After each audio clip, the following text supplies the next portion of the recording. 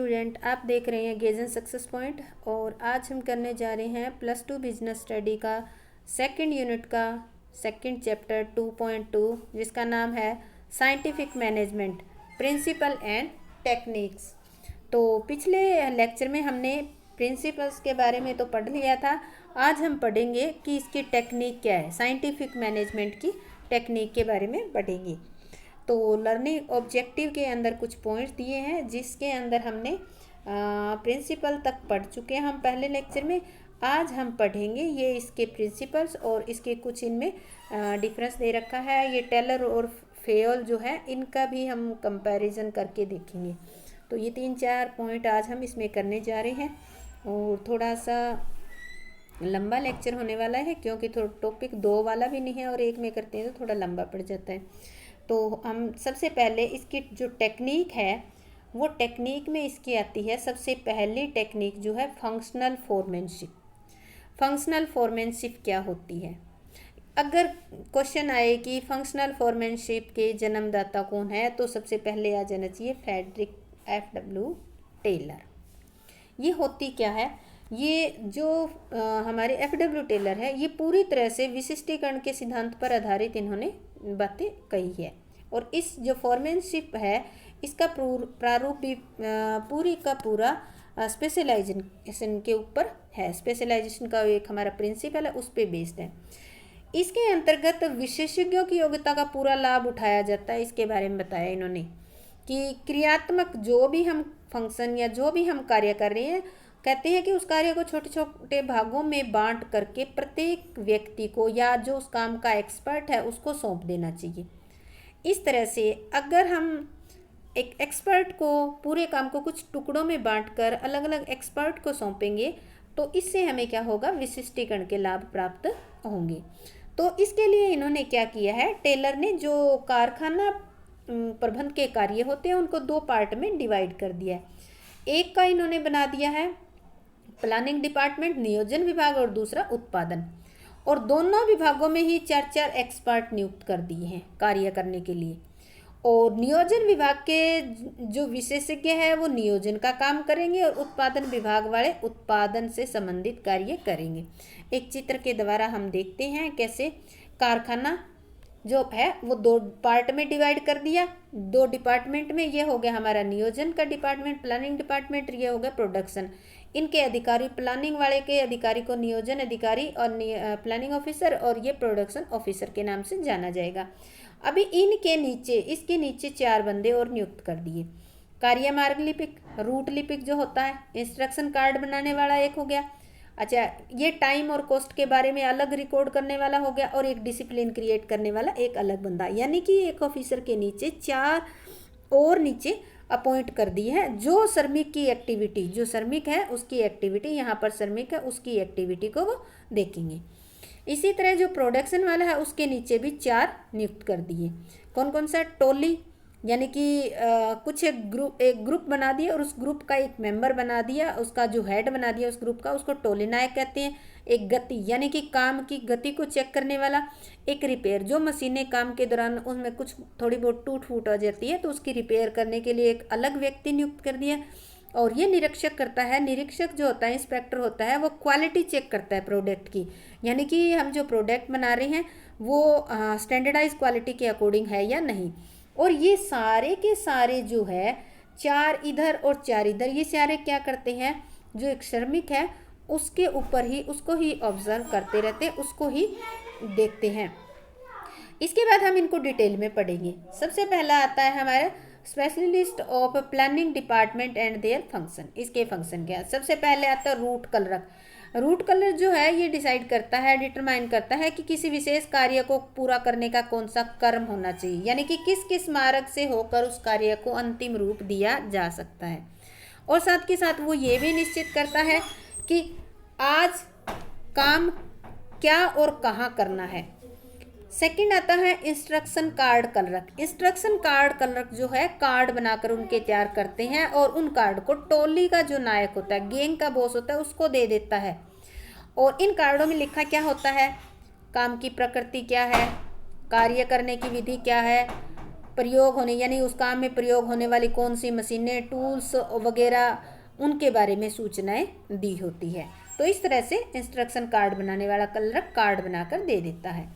इसके बाद आता है टाइम एंड कॉस्ट कार्ड। अब टाइम एंड कॉस्ट का क्लर्क जो होता है ये क्या करता है, जब काम एक विशेष कार्य कब शुरू हुआ है और कब समाप्त होगा उसका टाइम नोट करेगा ये cost, time and cost clerk, और उसे पूरा करने में कितना समय लगा ये भी नोट करेगा, और साथ ही साथ ये भी निश्चित कर देगा कि वस्तु को उत्पादन करने में लागत कितनी आएगी।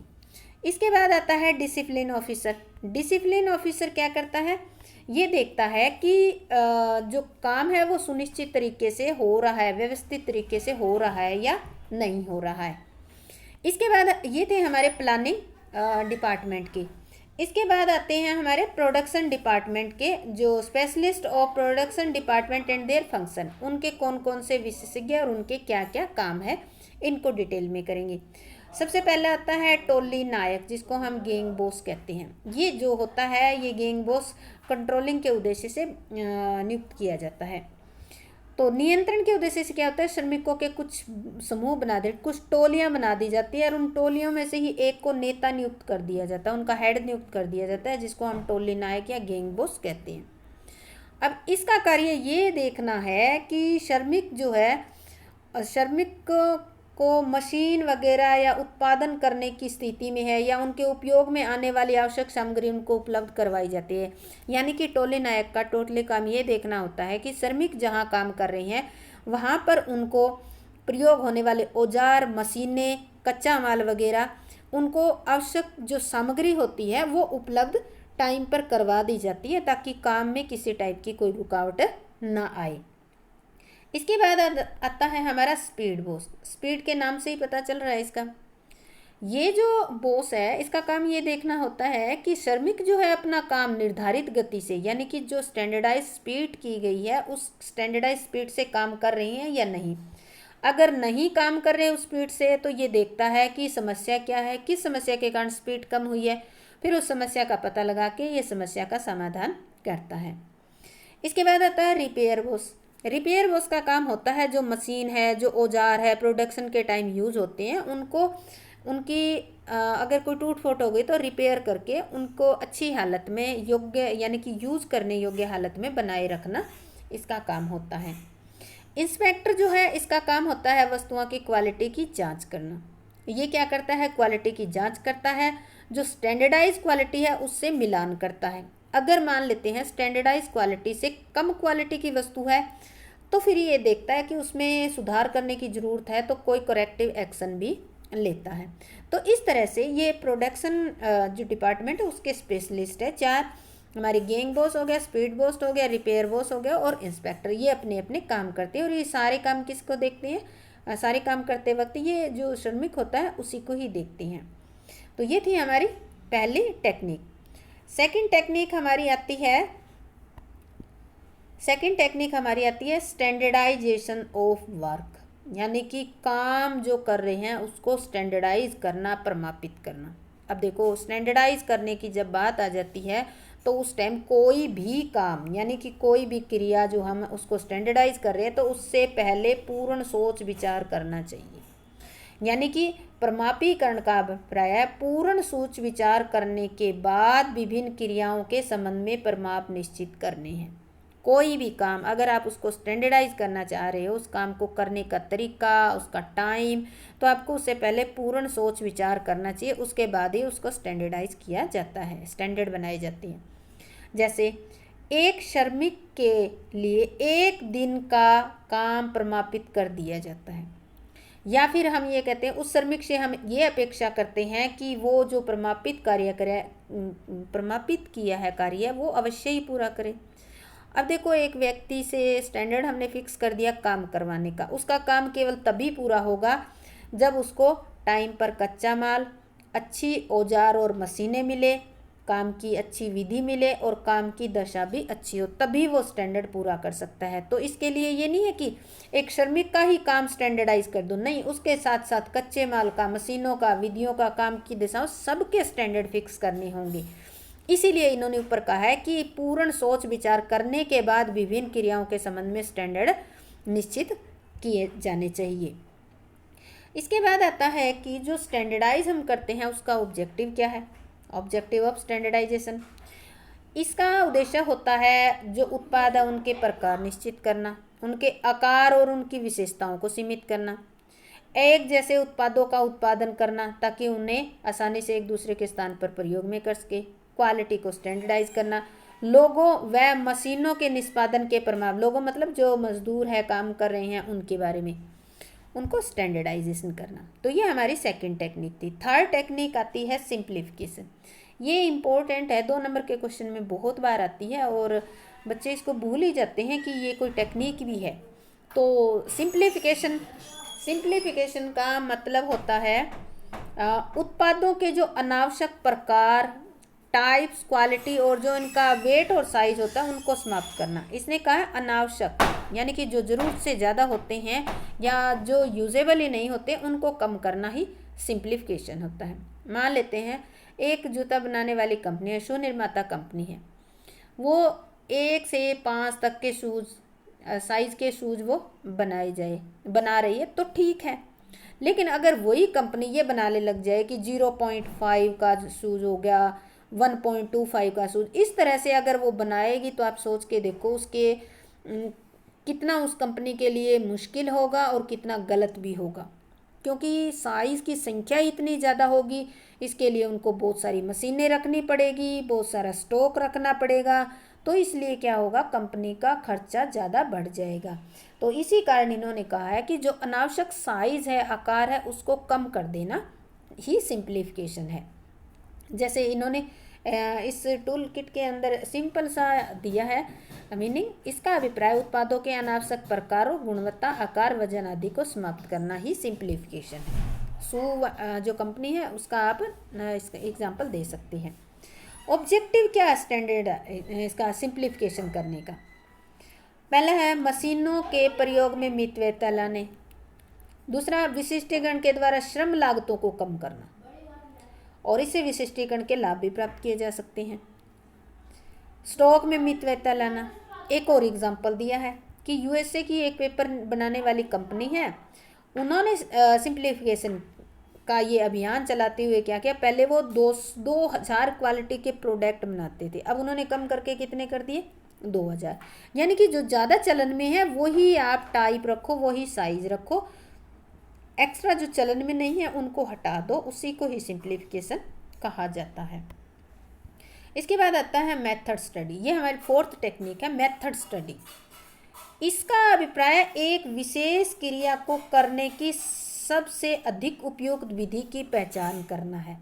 कार्य विधि अध्ययन, यानी कि ऐसी विधि की पहचान करना जिससे किसी काम को बहुत अच्छे ढंग से या उपयुक्त तरीके से किया जा सके, यानी कि कम लागत में ज़्यादा प्रोडक्शन किया जा सके। इसके लिए पहचान करने के लिए क्या करना होगा, इस स्टडी के लिए आपको चार्ट बनाना पड़ेगा, ऑपरेशन रिसर्च पद्धतियों का प्रयोग करना पड़ेगा। अब देखो इसका उद्देश्य होता है, ये जो पद्धति होती है स्टडी, जो मेथड स्टडी होती है, इसका उद्देश्य होता है उत्पादन लागतों को कम करना, प्रोडक्ट की गुणवत्ता को बढ़ाना, उपभोक्ता को संतुष्ट करना, ज़्यादा ज़्यादा संतुष्ट करना। इस मेथड स्टडी का ये उद्देश्य होता है। इसके बाद आता है मोशन स्टडी। क्या होती है मोशन स्टडी? यानी कि गति अध्ययन। इसका अभिप्राय श्रमिकों और मशीनों द्वारा काम के दौरान की जाने वाली हरकतों का अध्ययन करना, यानी कि जब भी कोई श्रमिक काम कर रहा है, मशीन काम कर रही है, तो वो कौन कौन सी हरकतें करनी है। अगर उनमें से कोई अनावश्यक हरकत है तो उनको समाप्त किया जाता है या उनको हटाया जाता है। और इसका अध्ययन कैसे कर सकते हैं, मूवी कैमरे का प्रयोग करके कर सकते हैं। और इससे का उद्देश्य क्या होगा, काम में तेजी आ जाएगी। इसका एक एग्जाम्पल लेते हैं, जैसे कि इन्होंने एग्जाम्पल दिया है इसके अंदर।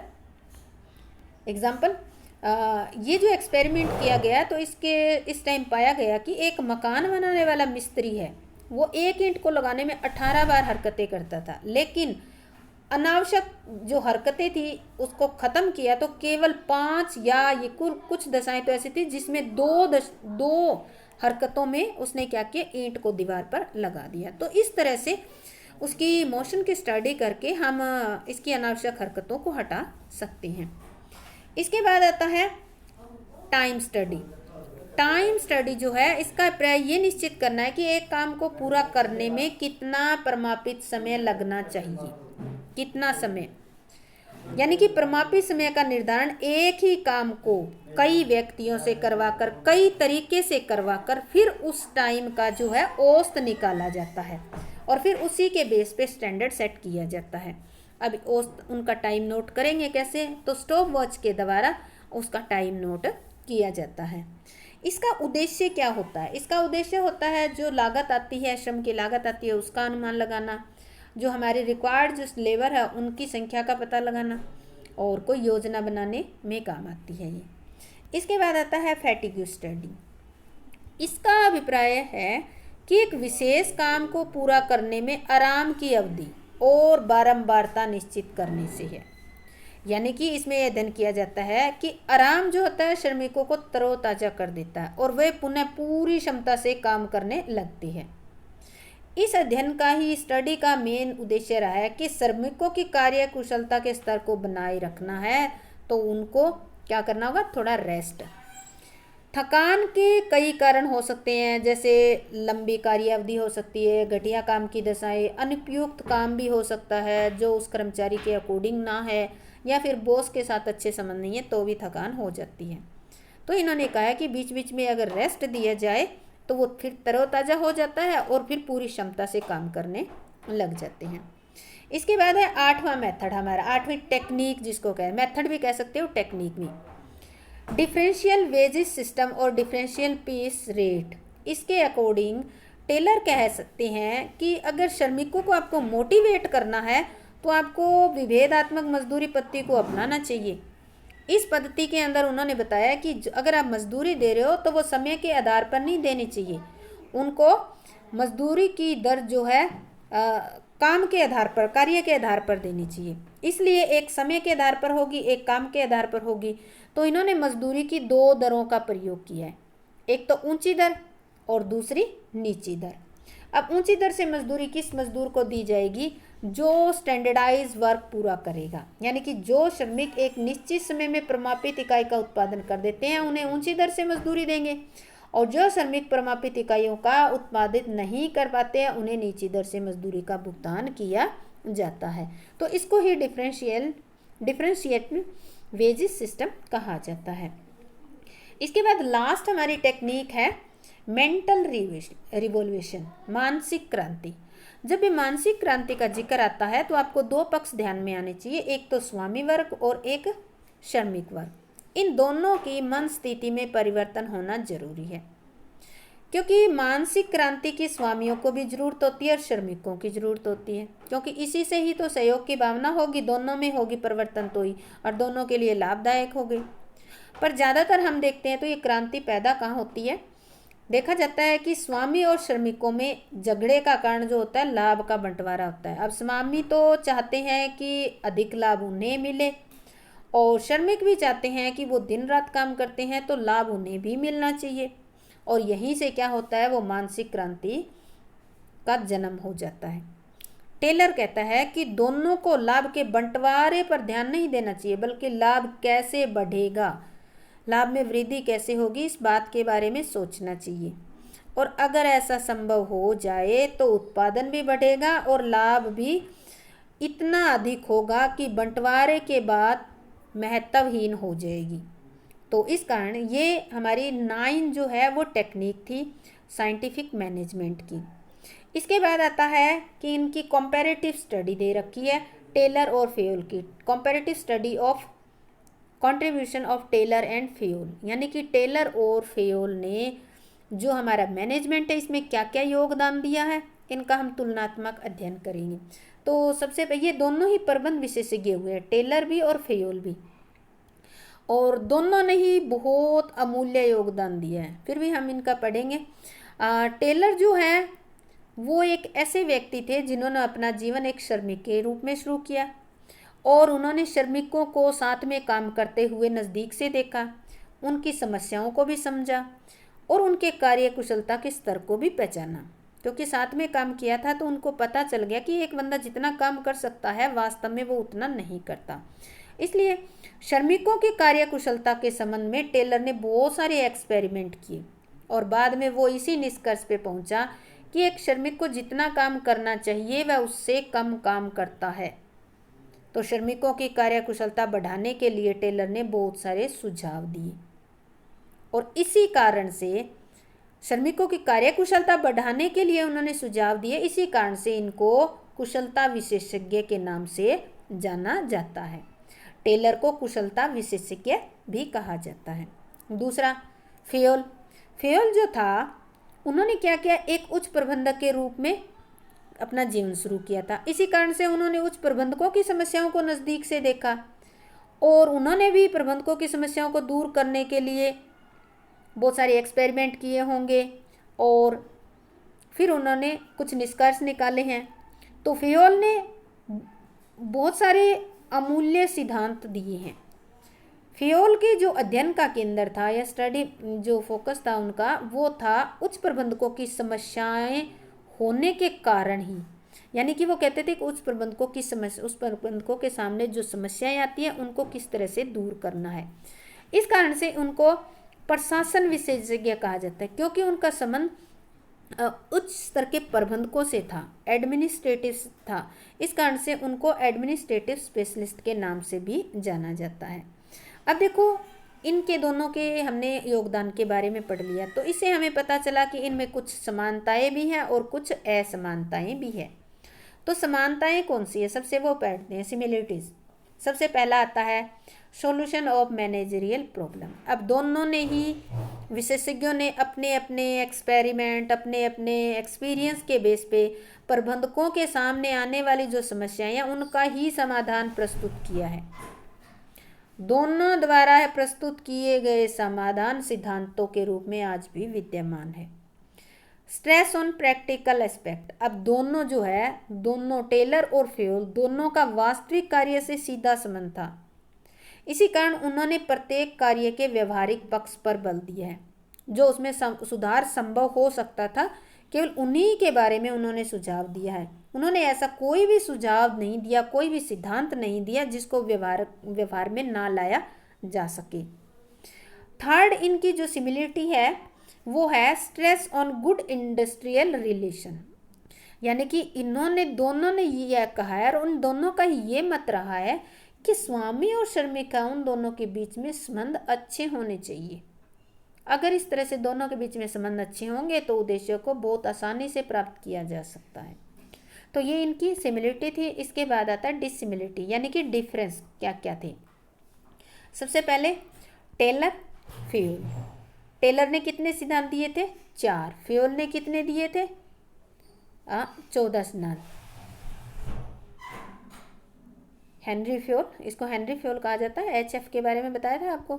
इसके बाद हम पढ़ेंगे इसके डिफरेंस। सबसे पहला है पर्सपेक्टिव, संदर्भ। जो टेलर का था उन्होंने कारखाने क्षेत्र से संबंधित किया था, उत्पादन की क्रियाओं से रिलेटेड कि उन क्रियाओं को देखा था।